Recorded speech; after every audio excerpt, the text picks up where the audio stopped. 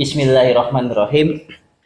Assalamualaikum warahmatullahi wabarakatuh. Waalaikumsalam warahmatullahi wabarakatuh. Ya, Sohib Huda, berjumpa kembali bersama kelompok studi tajdid pendidikan ya. Ya, eh, sebuah kelompok studi ya untuk kita berdiskusi, berbincang-bincang dengan tema-tema yang kita angkat dari hal-hal yang menurut kami menarik untuk diangkat ya. Kalau pemirsa atau Sohib Buddha ingat, kemarin kita di perbincangan terakhir membicarakan tentang merawat gerakan persyarikatan Muhammadiyah ya bersama Mas Jakil ya. Nah, menariknya Sohib Buddha di ketika kita membincangkan tema itu dari awal berdirinya Muhammadiyah dari Ahmad Dahlan sampai pada era reformasi saat ini ya, tercetus ya gagasan ide dengan situasi seperti ini yang berkembang saat ini. Sesungguhnya Muhammadiyah itu perlu ada kader yang seperti apa. Nah, kemarin terlontar ada kader ulama perlu kuat, kader lingkungan juga perlu ada karena memang fokus ya sedang ke semesta, menyelamatkan semesta lingkungan, kemudian kader sosial dan kader literasi harus kuat karena menghadapi era postrat itu ya di era. Nah, ini menarik saya mudah untuk kita angkat. Nah, kali ini saya masih bersama Mas Jaki akan berbincang-bincang ya, berdiskusi dan membuka dokumen-dokumen di Muhammadiyah. Ada pernyataan yang menarik dari Kiai Haji Ahmad Dahlan ya. Dadio Kiai sing berkemajuan ya. Terus ini pakai bahasa Jawa ya. Yeah. Ojo kesel nyambut gawe di Muhammadiyah istilah seperti itu. Nah, ini ada sesuatu yang menarik kita akan ungkap ya. Berarti ini terkait dengan bagaimana menyiapkan kader ulama saat ini yang diperlukan ya. Tema kita seputar itu saya muda. Baik. Mas Jaki sehat ya? Alhamdulillah nih kita bertemu kembali ya, kita ngobrol-ngobrol, bincang-bincang dengan tema yang menarik yang menyiapkan kader, terutama kader ulama akan kita eksplorasi ya, kita ekspos ya. Oke Mas Jaki, kalau tadi menyimak awalan dari saya, ini terkait ada ungkapan dari Kiai Ahmad Dahlan ya, Dadio Kiai sing berkemajuan. Itu latar belakang atau setting sosial pada waktu itu seperti apa Mas? Sebelum kita membahas lebih jauh, itu latar belakang kenapa kok bisa muncul istilah itu Dadio Kiai sing berkemajuan, settingnya seperti apa itu Mas? Terima kasih. Assalamualaikum warahmatullahi wabarakatuh Mas Indro. Waalaikumsalam warahmatullahi wabarakatuh. Sehat. Ya alhamdulillah. Temanya semakin berkembang ya. Jadi tentang Kiai berkemajuan. Ya. Memang saat itu Muhammadiyah tampil di tahun 1900-an awal itu memang tokoh ulama di saat itu sebutannya kan kiai. Ulama saat itu namanya kiai. Nah, apa itu kiai? Kiai itu seorang ulama yang memimpin pondok pesantren, punya santri dan sebagainya. Kalau Anda mau tahu apa itu kiai, itu bisa baca bukunya tradisi pesantren ya. Oh iya. Saya pernah lihat tuh cover bukunya, tebel juga ya. Kiai seperti apa di situ lengkap. Iya. Ternyata mungkin saat itu Kiai Dahlan melihat memotret kiai saat itu, kiai ya seperti itu kiai. Kiai itu ya hanya di dalam domainnya agama saja, ngurusi agama saja. Dengan model-model yang lama. Kalau di tulisan artikel saya ada namanya pakai model Sorogan dan Bandongan. Oh iya. Sebenarnya itu kan pengembangan kalau di barat kan klasikal ya. Iya. Klasikal sama muwajahah temu muka gini. Bandongan itu temu muka seperti ini. Iya. Itu ternyata kiai seperti itu saat itu mungkin dianggap Kiai Dahlan kiai tidak memberi impact langsung ke masyarakat. Hanya berbicara mengenai norma, aturan, agama itu seperti apa cuma itu. Nah, terus tapi tidak menyentuh masalah-masalah yang berkembang di masyarakat. Iya. Padahal kan salah satu fungsi agama diturunkan, fungsi Islam itu diturunkan mulai Nabi Muhammad SAW, salah satunya kan menyelesaikan masalah Iya, sosial. betul. Makanya beliau menyebut berkemajuan. Jadi kiai itu tidak hanya ngurusi pesantrennya tok, tidak hanya ngurusi apa agama tok, tapi bisa menggerakkan, memajukan dan mencerahkan. Ya, memajukan kehidupan sosial, ekonomi seperti itu ya. Padahal memang pada saat itu kiai memang berperan di lingkup masyarakatnya seperti itu. Tapi dengan cara-cara yang masih tradisional. Di sebuah desa itu jika ada kiai, ada pondok, ada kiai di situ, insya Allah desanya memang ada kehidupan yang ditopang oleh pondok pesantren itu. Tetapi dengan cara-cara yang masih tradisional, jadi berkembangnya tidak cepat gitu. Maka Kiai Dahlan berharap bermunculan kiai-kiai yang punya pikiran maju ke depan yang visioner.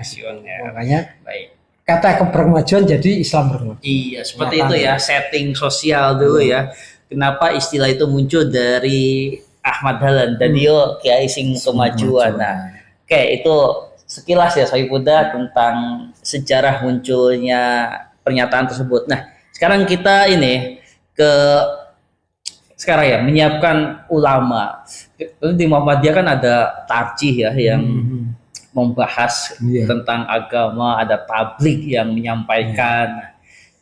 Sebelum ke arah sana ini saya pernah mendengar ini Mas tentang cara berpikir Muhammadiyah itu dalam hal ini ya, keagamaan itu ada pendekatan bayani, burhani, dan irfani. Nah, ini yang pendekatan-pendekatan ini mungkin bisa disederhanakan ya Mas, bisa nanti biar Sohibuddha bisa paham. Ini pendekatan paradigma ketiga ini seperti apa sih implementasinya? Di Muhammadiyah? Ya, di Muhammadiyah. Kenapa tiga pendekatan ini yang dijadikan ya Muhammadiyah ya pendekatannya seperti itu. Disederhanakan Mas, biar Sohibuddha bisa memahami ini. Kalau pemikiran Islam di Muhammadiyah itu sebenarnya itu bukan pemikiran Kiai Dahlan. Kiai Dahlan dulu kan mendirikan tabligh, PKU, pustaka, PKU dan Dikdas pendidikan. Jadi yang dulu pendidikan, kesehatan, pustaka sama dakwah tabligh ya. Dulu belum ada namanya tarjih. Iya betul. Dulu jadi memang ketarjihan keulamaan di Muhammadiyah itu bukan karyanya Ahmad Dahlan. Ya, betul. Siapa yang menggerakkan hasanah keilmuan di Muhammadiyah saat itu yaitu Kiai Haji Mas Mansur. Mas Mansur ya. Nah, jadi ketika itu Kiai Dahlan itu pergi ke Jawa Timur, selalu yang dihampiri rumahnya Kiai Haji Mas Mansur. Saya lanjut ya. Jadi pemikiran keagamaan itu dimulai dari Kiai Haji Mas Mansur. Ketika itu Kiai Ahmad Dahlan mencari teman untuk berjuang di Muhammadiyah. Maka beliau pergi ke Surabaya menemui sahabatnya yaitu Kiai Haji Mas Mansur untuk diajak berjuang membesarkan Muhammadiyah. Kemudian Kiai Haji Mas Mansur bersedia membantu. Dibawa ke Jogja. Akhirnya Kiai Haji Mas Mansur menjadi ketua PP Muhammadiyah yang kedua. Nah, ketika Kiai Haji Mas Mansur jadi ketua, barulah muncul Majelis Tarjih. Lah pemikiran Muhammadiyah baru muncul di situ. Makanya dulu ada gerakan namanya Dahlaniyah kan. Dahlaniyah itu beda dengan Muhammadiyah. Karena memang saat itu Kiai Ahmad Dahlan kalau soal syariahnya masih ngikuti ala Ahlus Sunnah wal Jamaah. Masih seperti seperti itu. Ya dengan sholat tarawih 23 dan macam-macam. Nah, itu munculnya corak warna khazanah keilmuan keislaman di Muhammadiyah itu setelah itu ya, setelah Ahmad Dahlan. Itu muncul yang namanya metode manhaj tarjih, muncul manhaj tarjih, muncul MKCH, muncul mulai dari itu. Mungkin terus muncul itu istilah Bayani, Burhani, dan Irfani. Iya.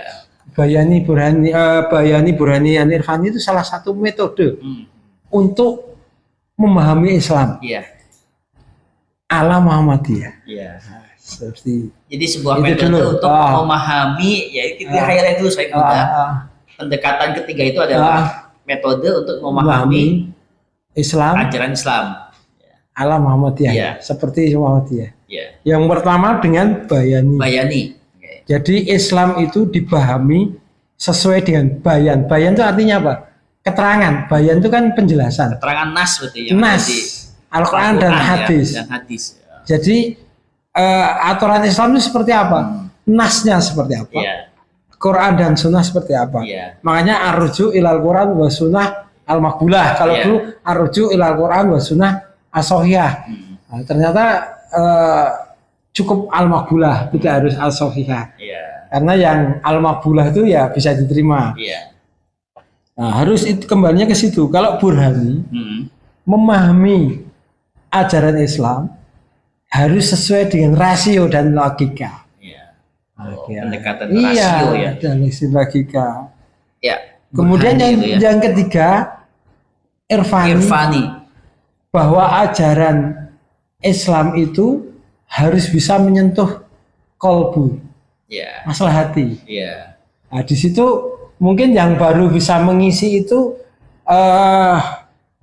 mungkin tulisannya Pak Hamka itu ya, tasawuf modern. Tapi tasawufnya Pak Hamka itu beda.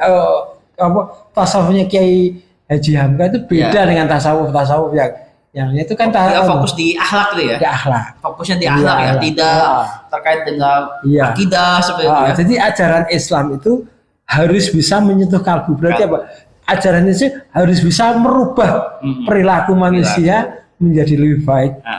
Bisa menyentuh hatinya menjadi manusia yang lebih bersimpati, empati, terus kemudian mungkin kalau di Muhammadiyah lebih ke arah mungkin ke filantropi dan sebagainya. Oke. Jadi begitu saya muda ya, metode pendekatan untuk memahami Islam cara Muhammadiyah ya. Ada nanti bayani berdasarkan nas, Burhani rasio ya, masuk akal, dan Irfani yang menyentuh hati. Dengan tiga pendekatan ini ya, bisa memahami Islam itu saya apa sih?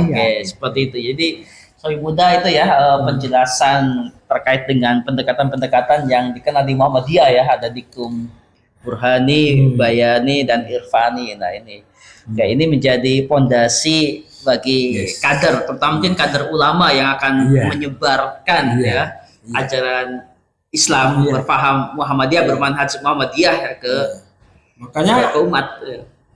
Ajaran Islam Muhammadiyah itu mesti harus logis. Harus apa? Logis. Logis. Oke. Harus merujuk Quran Sunnah. Iya, betul. Harus bisa. Iya. Oke, baik. Semakin menarik Sohib Muda pembicaraan kita. Nah, baik, terkait dengan tadi ya bahwa kader ulama Muhammadiyah dengan tiga pendekatan itu kan untuk proses transfer value, transfer nilai. Berarti kan kita bicara perkaderan nih ya. Bagaimana kader-kader Muhammadiyah juga dengan tiga pendekatan ini juga menjadi lebih kuat ya dalam hal memahami Islam, manhaj Muhammadiyah. Nah, sekarang kita tentang bicara perkaderan Mas ya. Ini kan kemarin sempat kita diskusi ya, ngobrol bahwa salah satu yang perlu diperkuat itu adalah kader ulama ya. Nah ini untuk mencetak kader ulama ini kan tentunya perlu ini ya Mas ya, perlu mempersiapkan, perlu dengan metode. Selama ini yang Mas Jaki ketahui untuk membentuk seorang kader ulama di Muhammadiyah itu seperti apa gambarannya Mas? Yang punya gambaran nggak sih proses-prosesnya, bagaimana mungkin pendekatan-pendekatan secara metodenya, pendekatan filosofinya seperti apa Mas? Ulama di Muhammadiyah itu ada dua tipe ya. Iya. Yang satu tipe organik, kiai organik Muhammadiyah. Tipe organik ya.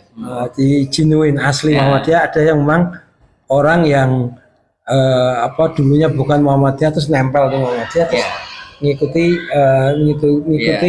ngikuti cara Muhammadiyah. Ya. Kalau yang nempel-nempel banyak ya. Iya. Ini saya bicara yang organik. Yang organik tuh sebenarnya PP Muhammadiyah itu sudah menyiapkan tentang perkaderan ulama ini. Di beberapa tempat itu sudah disediakan sebuah organisasi, fasilitas, sarana prasarana pendukung fisik untuk mencetak kader ulama. Iya. Salah satunya di Garut. Itu ada PUTM Garut, jadi pendidikan ulama Tarjih Maudiyah di Garut. Pondok Muhammadiyah Garut lah. Itu alumninya itu ada Ustadz Adi Hidayat. Udah Ustadz ada ketua kita Bapak Profesor Dayani, iya itu alumni di sana. Dari Garut itu. Garut. Boleh jadi yang lulus dari situ belum tentu kembali ke Muhammadiyah. Mungkin bisa kita menyumbangkan dalam artian hasil didikan lain mungkin tidak ke Muhammadiyah tapi ke tempat lain tapi tetap bermanfaat. Seperti yang kita tahu Ustadz Adi Hidayat kan sebelumnya kan belum aktif alumni situ. Aktif dikenal di luar Muhammadiyah kemudian kembali lagi ke Muhammadiyah. Kemudian di Jogja ada PUTM juga. Di Kaliurang. Bukan mualimat? Bukan. Kalau mualimat pondoknya Muhammadiyah. Tetapi kalau pendidikan khusus untuk mendidikan di PUTM di Kaliurang itu ada satu kiai yang cukup legendaris, Kiai Ibnu Jurem. Wah itu kiainya situ terkenal sekali. Nah itu salah satu pengkaderan ya di Solo juga ada itu Pondok Sobron. Itu kiai kalau Pondok Sobron dulu modelnya ada utusan daerah dikirim ke Sobron untuk belajar sambil kuliah. Tapi sayang kadang itu utusan daerah banyak yang tidak pulang menetap di Solo. Kadang ada yang malah ada yang jadi dosen di mana di UMS, ada yang jarang, ada yang pulang. Yang pulang tuh yang legendaris itu Pak Marpuji itu yang cerita, Pak Marpuji bendahara PP itu pernah cerita alumni Sobron yang asalnya NTT. Dulu sekolah sini enggak pinter-pinter amat, bahkan termasuk golongan murid nyun sewu, maaf bodoh. Ya di bawah lah, bukan bodoh tapi levelnya ke bawah. Ketika dia pulang karena punya semangat dakwah tinggi, di sana dia bisa mengislamkan gitu. Ribuan orang diislamkan gitu. Bisa ditanya ke Pak Marpuji. Ada itu cerita legendarisnya Pak Marpuji, selalu cerita itu diulang-ulang gitu. Karena memang cerita itu cukup menginspirasi ya. Inspirasi. Jadi ketika itu Mang Pula sempat minta bantuan di UMS untuk pengembangan di sana. Pak Marpuji datang ke sana. Di situ memang yang organik yang itu tadi ya. Dari itu bisa dari Mualimin itu pondoknya Muhammadiyah. Dan sekarang pondok berubah menjadi MBS itu Muhammadiyah Boarding School dan macam-macam itu yang organik. Itu tipe organik ya. Pertama itu ya melalui memang ada pendidikannya ya khusus ya. Terus yang kedua tipe apa Mas? Tipe yang kedua itu tipe alkulturasi. Jadi memang ada orang-orang yang memang sudah pintar menguasai agama, kemudian berpikiran maju, mungkin berasal dari kultur yang berbeda dengan Muhammadiyah. Bisa jadi kulturnya transnasional atau kulturnya Islam kultural. Seperti tetangga kita. Karena berpikir kemajuan masuk ke Muhammadiyah, cocok dengan gerakan Muhammadiyah, kemudian berkembang.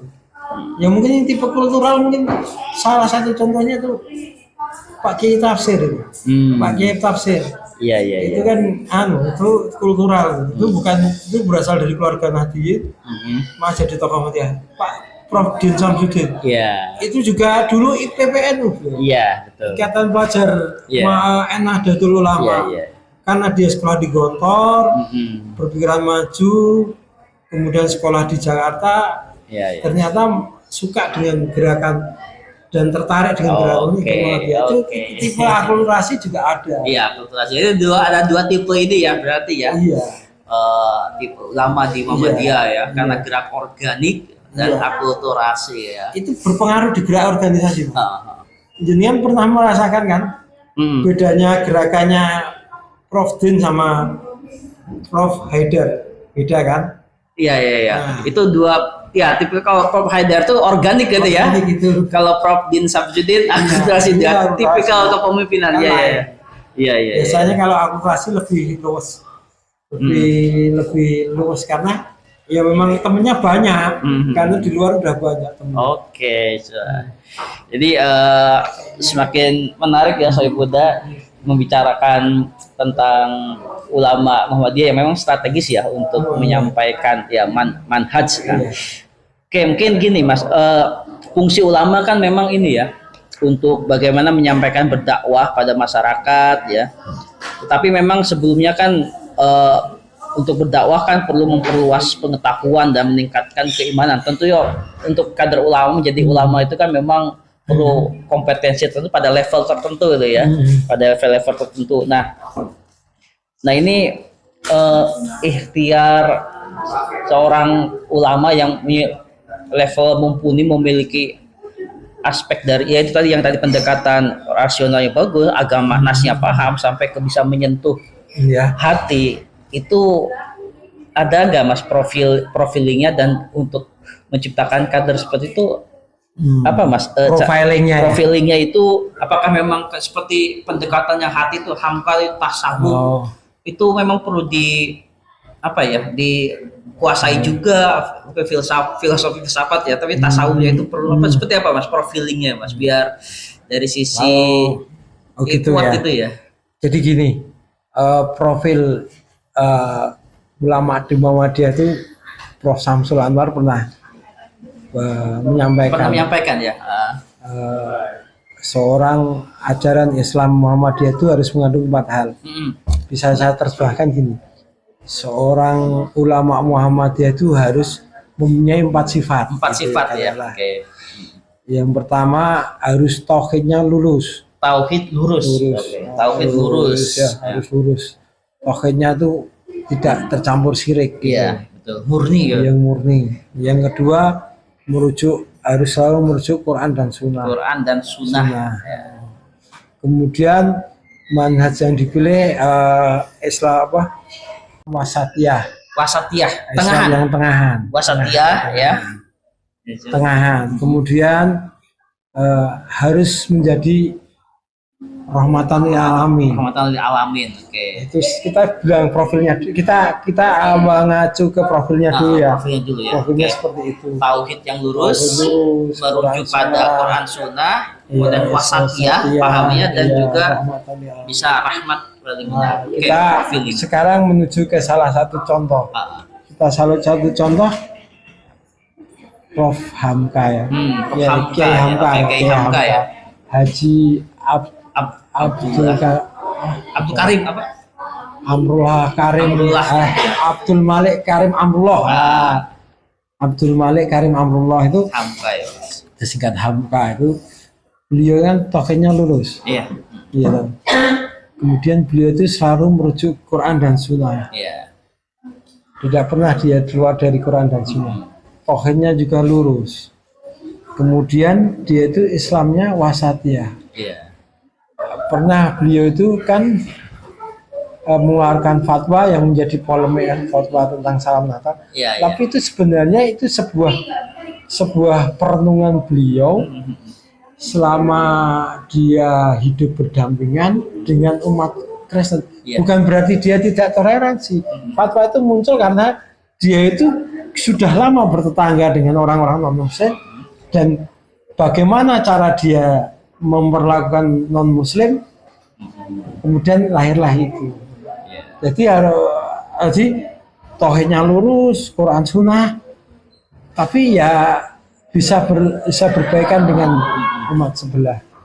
Itu contohnya. Yang terakhir rahmatan lil alamin, menjadi rahmat. Rahmatnya dia itu diwujudkan dalam buku tasawuf. Modern itu. Tasawuf modern itu ya. Itu memang isinya dari isi intinya pokoknya dari tasawuf modern beliau itu seperti apa penggambaran yang bisa menggambarkan bahwa memang itu untuk memberikan rahmatan lil alamin, Mas. Tentang Jadi buku itu. seorang muslim tuh harus percaya qada dan qadarnya Allah gitu. Jadi apa itu qada itu ketentuan Allah, tapi masih bisa kita rubah dengan ikhtiar. Kalau qadar itu seperti takdir, sesuatu yang tidak bisa dirubah. Umpamanya kelahiran kita, kematian kita. Jadi orang harus qanaah. Orang dengan orang lain harus berakhlakul karimah. Orang harus zuhud. Zuhud itu berarti mencukupkan diri atas dunia. Isinya kan itu kan. Itu kan bentuk-bentuk bahwa Islam itu rahmatan lil alamin. Apalagi sangat relate bahasanya anak sekarang di zaman modern ini. Di zaman modern ini isu utama kesehatan itu bukan penyakit degeneratif, tapi mental health. Mental health yang mengarah ke suicide. Mental health yang mengarah ke bunuh diri. Karena kalau kita itu berarti kan Islam harus hadir ya. Sebagai rahmatan. Pakai rumusan hidup ala tasawuf modern bisa menenteramkan, berbahagia bisa menyembuhkan mental health. Betul sekali. Itu dia contoh hidup dari living example. Jadi contoh hidup dari bagaimana sih profil ulama Muhammadiyah gitu. Tegas tapi penuh kasih sayang. Tapi teguh pendirian. Benar ya, Sohib Buddha ya, itu kita obrolan ya hari ini ya. Kita mengangkat tentang kader ulama ya.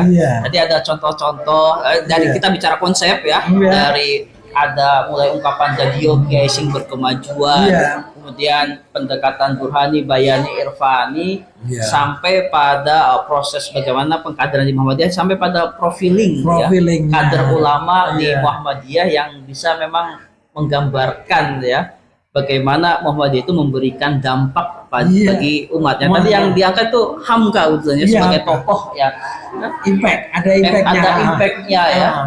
Jadi tadi tauhidnya lurus, kemudian merujuk pada Quran dan Sunnah, kemudian wasatiyah, dan yang terakhir rahmatan lil alamin. Ini yang keempat ini oleh Hamka ini benar-benar dijiwai. Sehingga sampai sekarang karyanya masih hidup terus ya. Jadi amal soleh tinggalan ya, amal jariah ya. Dia itu seorang sastrawan ya, kelebihannya tulisannya juga indah, enak gitu. Pernah diangkat dalam film kan, memang dia seorang jurnalis ya dalam hal kepewan literasinya sehingga jadi kalau ada seorang ulama yang menjiwai dan dalam literasinya kuat, dampaknya luar biasa. Makanya dia memberi good example. Nanti kader literasi akan jadi pembahasan kita lebih lanjut lagi di pertemuan berikutnya tentunya. Mungkin sekian saja Sohib Buddha ya pembicaraan kita tentang kader ulama Muhammadiyah ya. Kita berbincang-bincang diskusi yang mudah-mudahan bisa memberikan inspirasi bagi kader-kader muda bagaimana kita bisa bermanhaj Muhammadiyah seperti itu ini saya. Mungkin walaupun ya kita setiap orang kan punya kewajiban berdakwah ya. Harus. Kewajiban dakwah. Sehingga ini peran dai, mungkin bukan pada taraf ulama gitu tapi peran dai perlu kita sampaikan. Ini yang membuat kita semangat untuk terus mengembangkan diri Sohib Buddha dari hal keilmuan. Oke. Demikian, makasih Mas Jaki ya atas kehadirannya ya Sohib Buddha, dan mudah-mudahan pertemuan kita hari ini bermanfaat. Nasrun minallahi wa fathun qarib. Assalamualaikum warahmatullahi wabarakatuh.